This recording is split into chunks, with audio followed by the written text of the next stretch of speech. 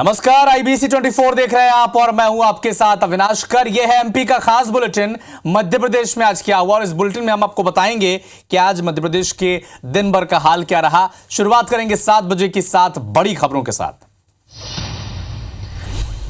तो मध्य प्रदेश की 6 सीटों पर फैसला लॉक हो चुका है। पहले चरण की 6 सीटों पर आज मतदान हुए हैं। क्या रहा अपडेट, तफसील से बताएंगे। यह भी बताएंगे कि मतदान का बहिष्कार कहां और क्यों किया गया है। इसके बाद अब बारी है मेहंदी वाले हाथ, मतदान वाली स्याही। एक तस्वीर सामने आई जिसके बाद ये वायरल भी हुई। लेकिन छिंदवाड़ा में मतदान से पहले यहाँ के जो महापौर थे जिन्होंने यू टर्न लिया था वो बीजेपी में चले गए थे, फिर कांग्रेस का समर्थन क्यों किया ये भी बताएंगे। और छिंदवाड़ा के ही वार्ड 25 में नौबत हाथापाई की हो गई बीजेपी और कांग्रेस के कार्यकर्ताओं के बीच, क्यों ऐसा हुआ।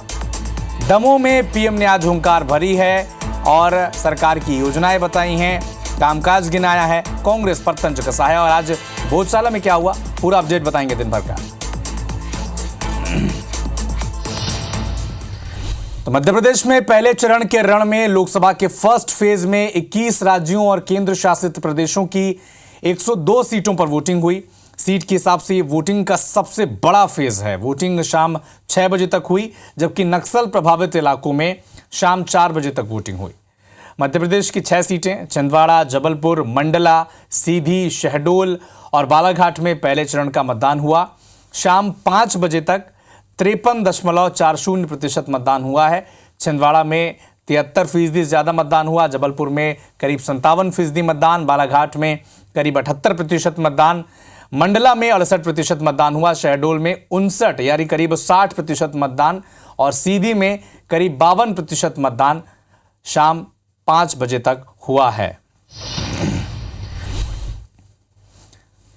तो ये वो 6 तस्वीरें हैं और इन 6 सीटों पर दरअसल फैसला लॉक हो चुका है। ये 6 तस्वीरें 6 सीटों की, छिंदवाड़ा, जबलपुर, शहडोल, बालाघाट, सीधी, मंडला, और वहां से कैंडिडेट जो थे भारतीय जनता पार्टी और कांग्रेस के, वो सब वहां पर पहुंचे वोट देने के लिए। छिंदवाड़ा में नकुलनाथ और विवेक बंटी साहू का मुकाबला है। जबलपुर में दिनेश यादव और आशीष दुबे के बीच दिलचस्प मुकाबला है। हिमाद्री सिंह और फुंदेलाल मार्को भी शहडोल में इनकी सियासी लड़ाई है। बालाघाट में फग्गन सिंह, माफ कीजिएगा, सम्राट सारस्वत और भारती पारधी। मंडला में फग्गन सिंह कुलस्ते कांग्रेस की प्रत्याशी के सामने भिड़ेंगे। और ये वो 6 तस्वीरें हैं। मतदान देने के लिए सभी प्रत्याशी वहां पर पहुंचे। मध्य प्रदेश में शाम 5 बजे तक 63.25% मतदान हुआ है। बालाघाट में 5 बजे तक 71% मतदान हुआ है, जबकि छिंदवाड़ा में 5 बजे तक करीब 74% मतदान हुआ है। जबलपुर में 5 बजे तक 57% करीब मतदान वहां पर आंकड़े सामने आए हैं, जबकि मंडला में 5 बजे तक करीब 68.31% वोटिंग हुई है। शहडोल में 5 बजे तक के आंकड़े बता रहे हैं कि वहां पर करीब 60% के आसपास मतदान हुआ है। और जो ट्रेंड देखने को मिला वो ये था कि ग्रामीण इलाकों में वोटिंग को लेकर जागरूकता ज़्यादा बेहतर नजर आई। ज़्यादा लोग मतदान केंद्र तक पहुंचे हैं ग्रामीण इलाकों में, जबकि शहरी इलाकों में वोटिंग को लेकर थोड़ी सुस्ती नजर आई। नवीन सिंह इस वक्त हमारे सहयोगी फोन लाइन पर जुड़े हुए हैं। दिन भर वो छिंदवाड़ा में मौजूद रहे, अलग अलग मतदान केंद्र का उन्होंने देखा है, समझा है। बताएं नवीन, क्या अपडेट रहा दिन भर का और अभी क्या फाइनल आंकड़े सामने आ चुके हैं मतदान के? देखिए अविनाश, फाइनल आंकड़े जो हैं आपसे कुछ देर में आ जाएंगे, लगभग 1 घंटे के बाद तस्वीर साफ हो जाएगी। लेकिन जो फिगर है वो 73.45 तक अगर फिगर शाम 5 बजे तक अगर ये रहा है तो जाहिर तौर पर कम से कम 10 से 15% मतदान प्रतिशत और बढ़ा होगा। अगर ऐसा होता है तो लगभग 85% अगर मतदान हो गया तो ये नया रिकॉर्ड होगा, चूंकि पिछले बार 82% के आसपास पोलिंग हुई थी और अपना ही रिकॉर्ड छिंदवाड़ा इस बार फिर तोड़ने वाला है। तो ऐसा अंदाजा लगाया जा रहा है कि चूंकि 1 घंटे में आखिरी का जो वक्त होता है वो पोलिंग बूथ में वहां पर काफी रश होता है। ऐसे वोटर जो ड्यूटी या किसी प्राइवेट जॉब में होते हैं वो नहीं पहुंच पाते हैं, तो वो आखिरी के समय में अपना वोट कास्ट करते हैं। तो ये माना जा सकता है विनाश की 85% के ऊपर इस बार छिंदवाड़ा का वोटिंग परसेंटेज जाएगा। अब चूंकि वोटर्स ने वोट कर दिया है, जाहिर तौर पर नकुलनाथ जो कि कांग्रेस के प्रत्याशी हैं और बीजेपी से विवेक साहू जो प्रत्याशी हैं, दोनों की किस्मत आज ईवीएम में लॉक हो गई है और अब जब नतीजे आएंगे तो ये तस्वीर साफ होगी, कमलनाथ का किला ढहेगा या फिर विवेक साहू का। नवीन, दिन भर आप अपडेट दे रहे थे, मौसम भी काफी गर्म रहा आज, वोटिंग पर प्रभाव पड़ा, लेकिन जो आंकड़े आप बता रहे हैं वो तो खुश करने वाले हैं। देखिए, बिल्कुल ये महाकौशल का वो इलाका है अविनाश की, यहाँ पर गर्मी भी पड़ती है और सुबह सुबह मौसम ठंडा भी काफी हद तक रहता है। तो जो सुबह 7 बजे से 10 बजे के बीच में काफी बेहतर मौसम था, इसीलिए हमने देखा कि 9 बजे तक 30% से ज्यादा की पोलिंग हो चुकी थी। दोपहर में थोड़ा मौसम गर्म हुआ तो वहां थोड़ी सी भीड़ कम हमें नजर आई, लेकिन जैसे ही शाम 4 बजे के बाद सूरज ढलने लगा तो वापस हमें पोलिंग बूथ पर भीड़ नजर आई। तो ये माना जा सकता है कि जो दिन का समय था, जहां तपिश ज्यादा थी सूरज की, इस वजह से वहां पर वोटिंग में थोड़ा असर पड़ा, लेकिन 4 बजे के बाद से वापस वोटिंग शुरू हुई। जो लोग बचे हुए थे उन्होंने आके पोलिंग बूथ पर अपने वोट कास्ट किए और नतीजा शाम 5 बजे तक ही 73% के पार निकल गया आंकड़ा, और पूरी उम्मीद की जा रही है कि 85% के ऊपर वोटिंग होगी छिंदवाड़ा में। नवीन, आप नजर बना के रखिएगा इस पर, जब तस्वीर साफ हो जाएगी कितने प्रतिशत मतदान वहां पर हुआ है, आपसे आपके पास फिर से लौटेंगे और पूरा अपडेट आपसे फिर से लेंगे। शुक्रिया तमाम जानकारी के लिए। हमारे सहयोगी नवीन सिंह लगातार छिंदवाड़ा से बने हुए हैं और पल पल का अपडेट हम तक पहुंचा रहे हैं। लोकतंत्र के इस पर्व में नई नवेली दुल्हनों ने भी अपना फर्ज निभाया है। प्रदेश के अलग अलग शहरों में दुल्हन ने मतदान किया है। ये 6 तस्वीरें जबलपुर, सिवनी, छिंदवाड़ा, बालाघाट, नरसिंहपुर, मुजफ्फरनगर की है, जहां नई नवेली दुल्हन मतदान करने ये सब पहुंची। वहां पर कुछ विदा होने के बाद तो कुछ सीधे शादी के मंडप से मतदान केंद्र पहुंचे हैं। सभी ने दाम्पत्य के रूप में अपनी नई जिंदगी शुरू करने से पहले लोकतंत्र के महापर्व में हिस्सा लिया और अपनी जिम्मेदारी भी निभाई है।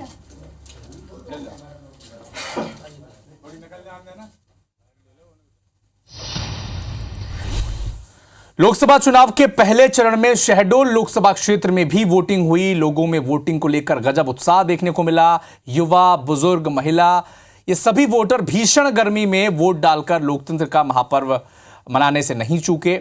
कटनी के हिरवारा गांव की पहली बार मतदान करने वाली ईशा बर्मन ने बताया कि वो बड़े ही उत्साह के साथ बड़ी बहन के साथ मतदान केंद्र वो पहुंची हैं, वोटिंग भी की है।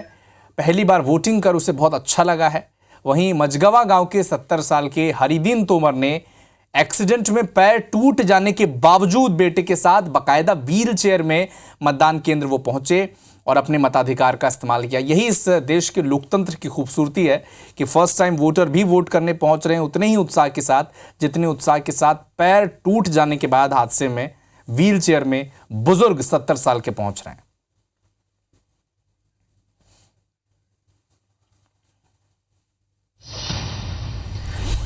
जबलपुर में लोकतंत्र का महापर्व विदेशी नागरिक भी देखने पहुंचे। कनाडा से आए लॉयल और एसी ने मतदान प्रक्रिया देखी। उन्होंने निष्पक्ष और शांतिपूर्ण मतदान देखकर खुशी जाहिर की। विदेशी नागरिकों ने कहा कि भारत का लोकतंत्र सबसे मजबूत लोकतंत्र है और इसे ही देखने वो सभी जबलपुर आए हुए थे। I've really enjoyed coming and seeing India's democracy at work. I've really enjoyed coming and seeing India's democracy at work. Of course, I voted in Canada. I'm not voting here, but it's exciting for me to come and see how it works in another country. And so far, I've really enjoyed seeing people coming to vote. It's been a very peaceful process, and yeah, just happy to see democracy at work in India. तो भारत के लोकतंत्र के इस महापर्व को देखने के लिए न सिर्फ देश बल्कि विदेश के लोग भी यहां पर पहुंच रहे। इसी बीच कुछ जिलों के ग्रामीणों ने लोकसभा चुनाव का बहिष्कार किया। सीधी के ग्राम मेडरा के लोगों ने नेटवर्क और पानी की समस्या को लेकर मतदान का बहिष्कार किया। हालांकि प्रशासन की समझाइश के बाद ग्राम मेडरा में दोबारा वोटिंग शुरू हुई। बात करें विदिशा की, जहां चुनाव की तारीख नजदीक आते ही मूलभूत सुविधाओं को लेकर ग्रामीणों ने मतदान का बहिष्कार किया है। लोगों का कहना है कि समस्याएं को लेकर पहले भी जनप्रतिनिधियों से शिकायत की जा चुकी है, लेकिन अब तक समस्याओं का निराकरण हुआ नहीं है। तो एक तरफ सीधी में ग्राम मेदरा, जहां पर ग्रामीणों ने मतदान का बहिष्कार किया। हालांकि समझाइश जब दी गई उन्हें दोबारा प्रशासन के द्वारा, तब जाकर कुछ लोग वहां पर पहुंचे हैं। लेकिन विदिशा में चुनाव होने हैं और उससे पहले मूलभूत सुविधाओं को लेकर ग्रामीण प्रदर्शन भी कर रहे हैं, मांग भी कर रहे हैं कि अगर उनकी मूलभूत सुविधाएं उन्हें नहीं मिली तो इस चुनाव का वो बहिष्कार करेंगे।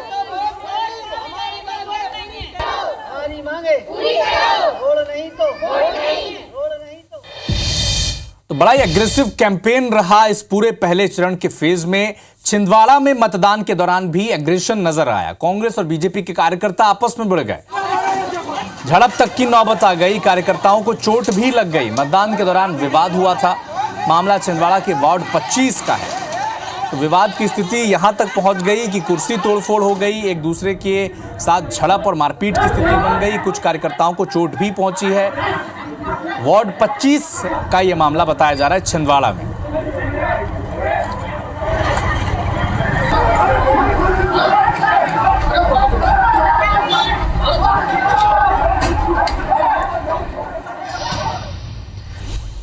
छिंदवाड़ा में ही कुछ दिन पहले बीजेपी में शामिल होने वाले महापौर विक्रम सिंह आहाके ने अब यू टर्न ले लिया है। दरअसल महापौर विक्रम आहाके ने मतदान वाले दिन बाकायदा एक वीडियो जारी किया, कांग्रेस प्रत्याशी नकुल नाथ को वोट देने की अपील की।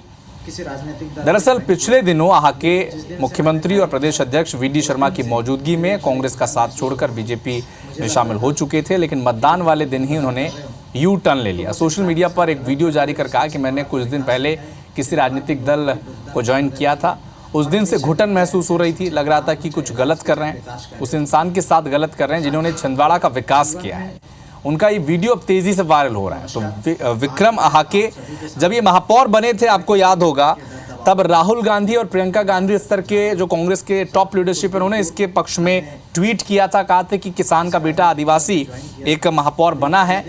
हालांकि चुनाव से ठीक पहले विक्रम आहाके बीजेपी में शामिल हो गए थे, बड़ा मुद्दा भी बना था, लेकिन अब चुनाव के ठीक जिस दिन मतदान होना है उस दिन उनका एक वीडियो वायरल होता है। कहते हैं कि जिस दिन से वो बीजेपी में शामिल हुए थे उस दिन से उन्हें घुटन महसूस हो रही थी, और ये महसूस हो रहा था उन्हें कि जिस व्यक्ति ने छिंदवाड़ा के लिए इतना कुछ किया है, कमलनाथ का जिक्र वो कर रहे थे, उनके साथ उन्होंने गलत किया है। और अब नकुल नाथ को वोट करने की अपील उन्होंने आज की है।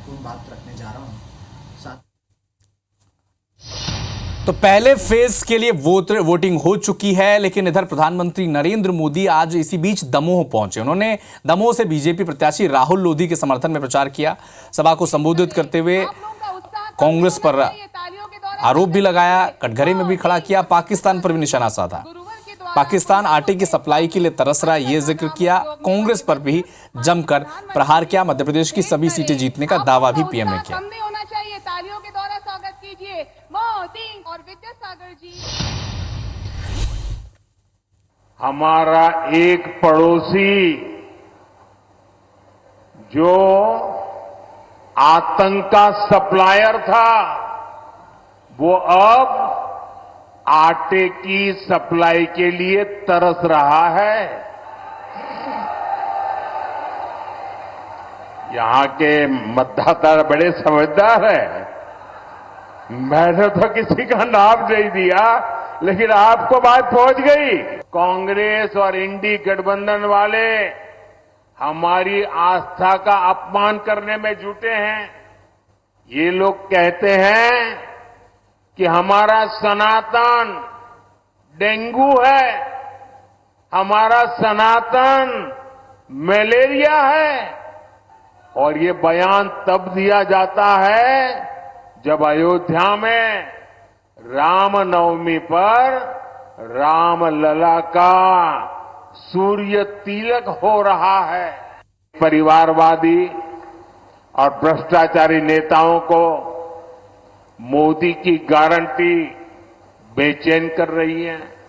वो कहते हैं कि तीसरी बार भाजपा सरकार बनी तो देश में आग लग जाएगी।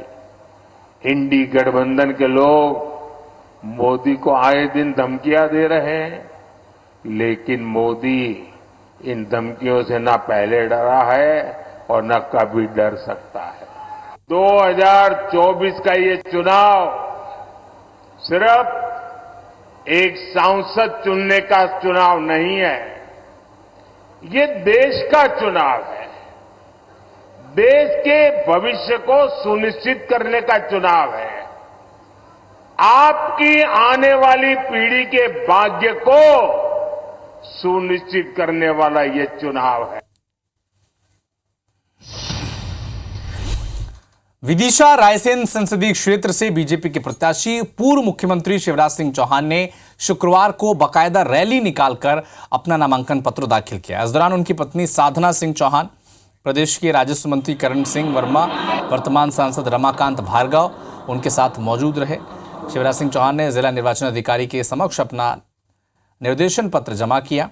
नामांकन भरने से पहले शिवराज सिंह चौहान ने रायसेन के दशहरा मैदान में जनसभा को भी संबोधित किया, जहां शिवराज ने कहा कि उनका जन्म इसी क्षेत्र में हुआ है और जनता की सेवा के लिए यहीं से उन्होंने संघर्ष शुरू किया था। विदिशा रायसेन संसदीय क्षेत्र मेरे बचपन का झूला, जवानी की फुलवारी और बुढ़ापे की काशी है। ये पूरा परिवार है, ये पूरा क्षेत्र। यहाँ जनता और मैं, नेता और जनता नहीं है। संसदीय क्षेत्र का जहाँ तक सवाल है, विकास हमारी प्राथमिकता है। विकास निरंतर चलने वाली प्रक्रिया है। अब तक जो हुआ है उसको और आगे बढ़ाएंगे। टीकमगढ़ में सीएम डॉक्टर मोहन यादव ने बीजेपी के प्रत्याशी डॉक्टर वीरेंद्र कुमार खटीक के समर्थन में रोड शो किया। सीएम ने गांधी चौराहे से मिश्रा तिराहे तक करीब 3 किलोमीटर लंबा रोड शो किया और जनता से वीरेंद्र कुमार खटीक को वोट देने की अपील की। कांग्रेस पर निशाना साधा और कहा कि राहुल गांधी देश को तोड़ने की बात करते हैं। कांग्रेस ने पहले राम मंदिर के मुद्दे पर हिंदू और मुसलमानों को बांटने का काम किया, जबकि पीएम मोदी के शासनकाल में सभी लोग एकजुट होकर काम कर रहे हैं। देंगे ना, ये सब चलेगा नहीं बेटा, पिएंगे।